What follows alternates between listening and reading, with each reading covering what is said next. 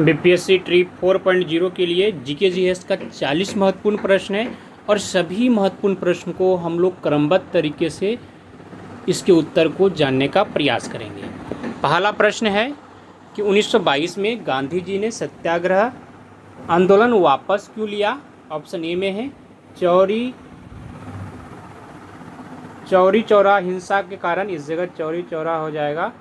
और बी में है कांग्रेस सदस्यों की गिरफ्तारी के कारण, अंग्रेज सरकार द्वारा गांधी की मांग को मान लेने के कारण, या फिर जनता का समर्थन के अभाव के कारण। तो 1922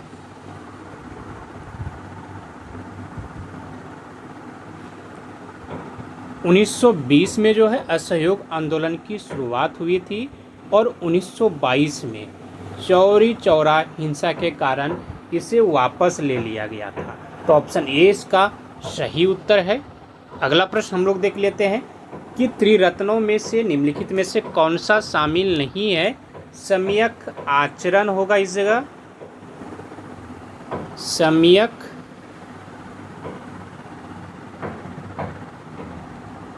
सम्यक आचरण, सम्यक भक्ति, सम्यक श्रद्धा, सम्यक ज्ञान। इसमें त्रिरत्न में कौन सा शामिल नहीं है। तो सम्यक भक्ति नहीं होता है, सम्यक आचरण, सम्यक श्रद्धा और सम्यक ज्ञान।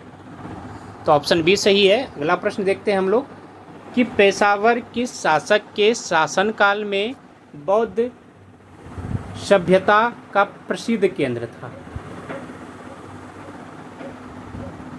ऑप्शन ए में हर्षवर्धन, कनिष्क, चंद्रगुप्त, अशोक।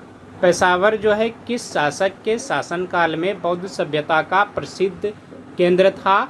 तो कनिष्क के शासनकाल में। ऑप्शन बी इसका सही उत्तर है। अगला प्रश्न है कि निम्नलिखित में से किस वर्ष चीन एशियाई विकास बैंक का सदस्य बना। चीन जो है एशियाई विकास बैंक का सदस्य बना। ऑप्शन ए में वर्ष 1972 में, वर्ष 1982 में, वर्ष 1986 में, वर्ष 1996 में। निम्नलिखित में से किस वर्ष चीन जो है एशियाई विकास बैंक का सदस्य बना। तो इसका सही उत्तर हो जाएगा वर्ष 1986 में। ऑप्शन सी सही है। अगला प्रश्न देखते हैं हम लोग कि निम्नलिखित में से मर्कोसुर किस क्षेत्र के देश के बीच आपसी क्षेत्रीय व्यापार समझौता है। ऑप्शन ए में उत्तरी अमेरिका, मध्य अफ्रीका, दक्षिणी अमेरिका, दक्षिण पूर्व एशिया। तो इसका सही उत्तर हो जाएगा दक्षिणी अमेरिका। ऑप्शन सी सही है। अगला प्रश्न हम लोग देख लेते हैं कि अर्थशास्त्री अमर्त्य सेन को नोबेल पुरस्कार किस वर्ष प्रदान किया गया था।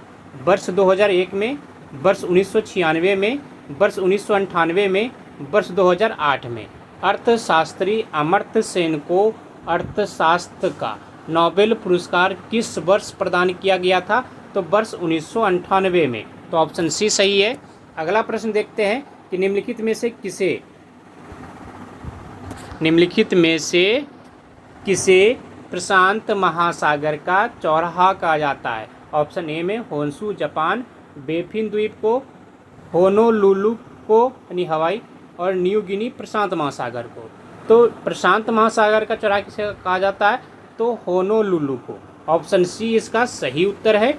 अगला प्रश्न देखते हैं हम लोग कि निम्नलिखित में से किस द्वीप का पुराना नाम जो है सैंडविच द्वीप है। ऑप्शन ए में है जावा, बोर्नियो, हवाई द्वीप, मेडागास्कर। निम्नलिखित में से किस द्वीप का पुराना नाम सैंडविच द्वीप है। तो इसका सही उत्तर हो जाएगा हवाई द्वीप का। ऑप्शन सी सही है।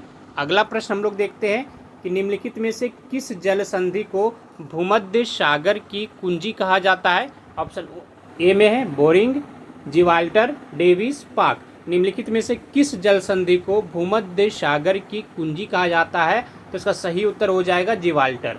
ऑप्शन बी इसका सही उत्तर है। अगला प्रश्न है कि निम्नलिखित में से किसके द्वारा सर्वेंट ऑफ इंडिया सोसाइटी की स्थापना 1905 में हुई थी।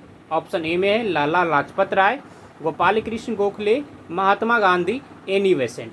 निम्नलिखित में से किसके द्वारा सर्वेंट ऑफ इंडिया सोसाइटी की स्थापना वर्ष 1905 में हुई थी। तो सही उत्तर हो जाएगा गोपाल कृष्ण गोखले के द्वारा। ऑप्शन बी सही है। अगला प्रश्न देखते हैं हम लोग कि निम्नलिखित में से किस वर्ष सर्वेंट ऑफ पीपुल सोसाइटी की स्थापना हुई थी? ऑप्शन ए में 1904 में, 1906 में, 1905 में, 1920 में। निम्नलिखित में से किस वर्ष सर्वेंट ऑफ पीपुल सोसाइटी की स्थापना हुई थी? तो इसका सही उत्तर हो जाएगा ऑप्शन डी, वर्ष 1920 में। अगला प्रश्न हम लोग देख लेते हैं कि सर्वेंट ऑफ पीपुल सोसाइटी की स्थापना किसके द्वारा की गई? ऑप्शन ए में है Swami Sahajanand, Lala Lajpat Rai, Mahadev Govind Ranade, Satyendra Nath Tagore. Servant of people society की स्थापना किसके द्वारा की गई? तो इसका सही उत्तर हो जाएगा लाला लाजपत राय के द्वारा। ऑप्शन बी सही है।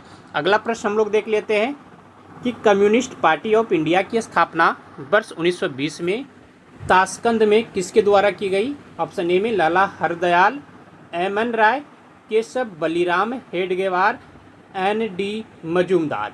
कम्युनिस्ट पार्टी ऑफ इंडिया की स्थापना ताशकंद में किसके द्वारा की गई? तो यह एम.एन. राय के द्वारा की गई थी। कब? तो 1920 में।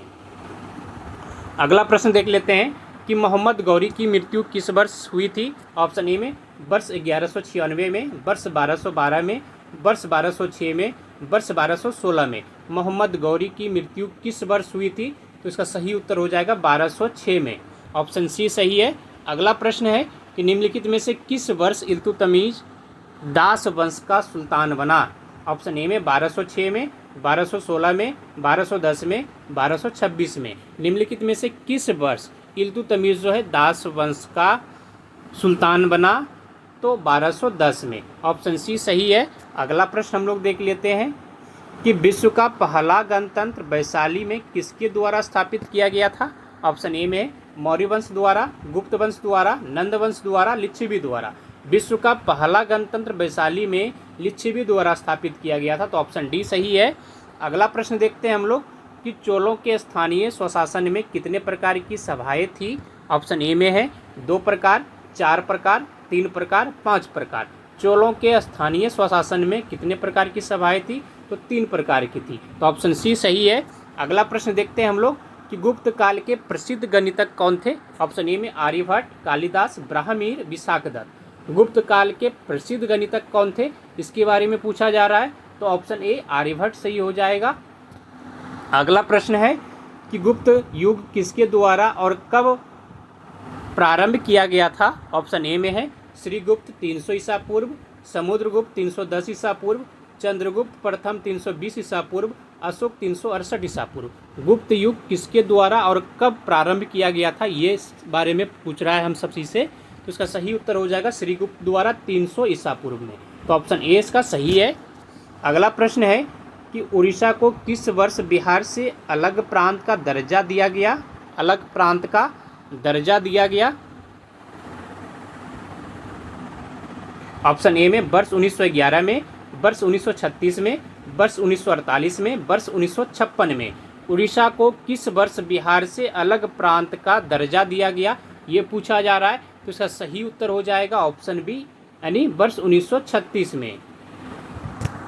अगला प्रश्न देखते हैं हम लोग कि उड़ीसा का क्षेत्रफल के दृष्टि से सबसे बड़ा जिला कौन सा है? ऑप्शन ए में है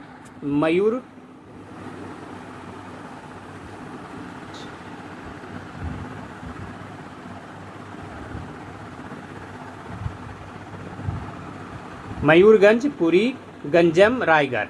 उड़ीसा का क्षेत्रफल के दृष्टि से सबसे बड़ा जिला कौन सा है? तो इसका सही उत्तर हो जाएगा मयूरगंज। अगला प्रश्न हम लोग देख लेते हैं कि भारतीय राष्ट्रीय आय में किस क्षेत्र का सर्वाधिक योगदान है? प्राथमिक क्षेत्र का, तृतीयक क्षेत्र का, द्वितीयक क्षेत्र का, इनमें से कोई नहीं। तो सही उत्तर हो जाएगा तृतीयक क्षेत्र का। ऑप्शन बी सही है।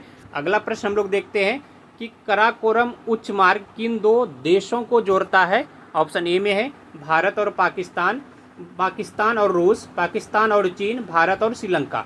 कराकोरम उच्च मार्ग किन 2 देशों को जोड़ता है? तो इसका सही उत्तर हो जाएगा पाकिस्तान और चीन। ऑप्शन सी सही है। अगला प्रश्न हम लोग देखते हैं कि बुद्ध का महापरिनिर्वाण किस महाजनपद की राजधानी में हुआ? ऑप्शन ए में मगध की राजधानी गिरिवर्ज में, मल्ल की राजधानी कुशीनगर में, काशी की राजधानी वाराणसी में, उपर्युक्त में से कोई नहीं। बुद्ध का महापरिनिर्वाण किस महाजनपद की राजधानी में हुआ? तो तो इसका सही उत्तर हो जाएगा मल्ल की राजधानी कुशीनगर में। ऑप्शन बी सही है। अगला प्रश्न हम लोग देखते हैं कि धम्म शब्द से अशोक का निम्नलिखित में से क्या अभिप्राय था। ऑप्शन ए में है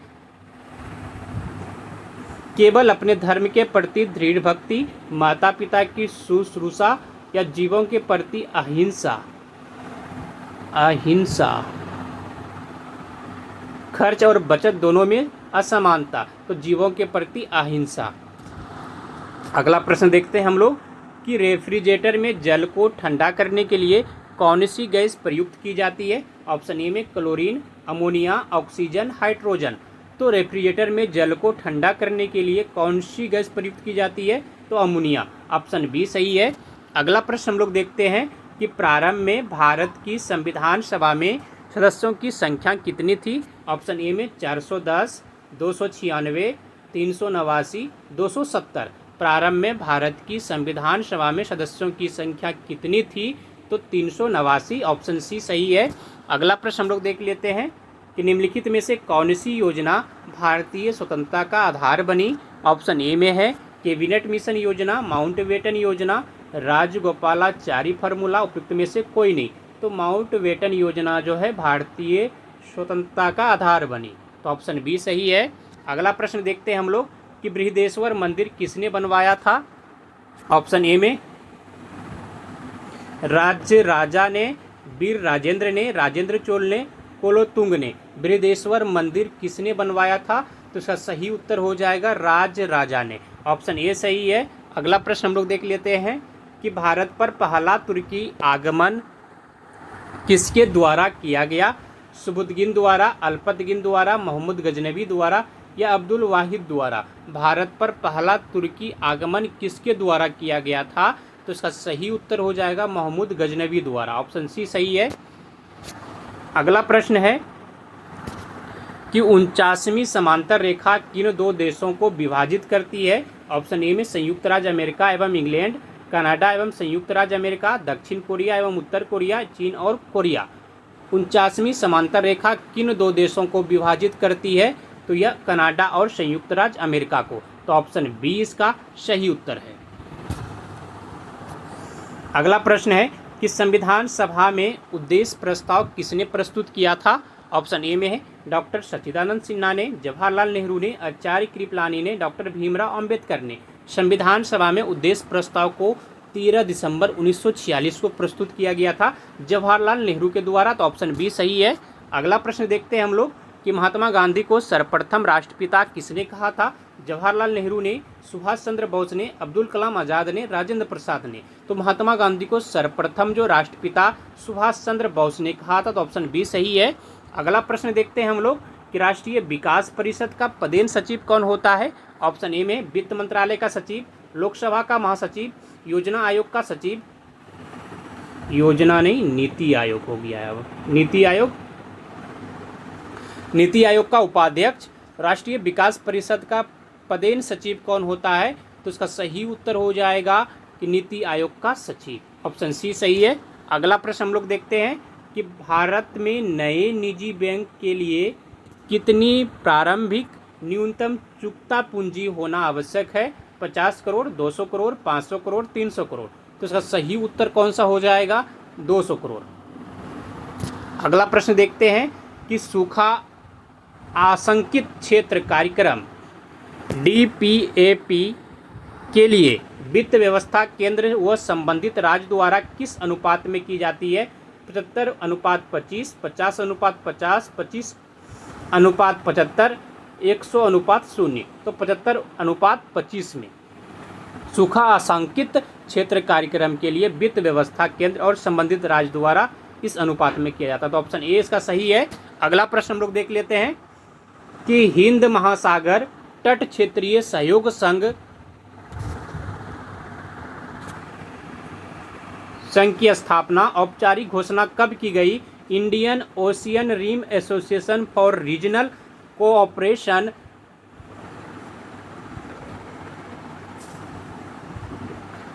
ऑप्शन ए में 5 मार्च 1996, 5 मार्च 1997, 1 अप्रैल 1998, 15 अगस्त 1947। हिंद महासागर तट क्षेत्रीय सहयोग संघ की स्थापना की औपचारिक घोषणा कब की गई? तो सही उत्तर हो जाएगा 5 मार्च 1997 में। ऑप्शन बी सही है। अगला प्रश्न हम लोग देखते हैं कि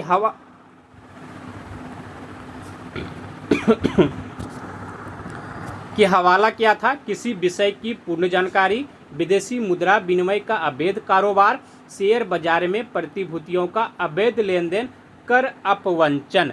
हवाला क्या था ये पूछा जा रहा है, तो विदेशी मुद्रा विनिमय का अवैध कारोबार। तो ऑप्शन बी सही है। अगला प्रश्न हम लोग देख लेते हैं कि भुगतान संतुलन के विपरीत होने की दशा में निम्नलिखित में से कौन सा कदम स्थिति सुधारने में सहायक होगा?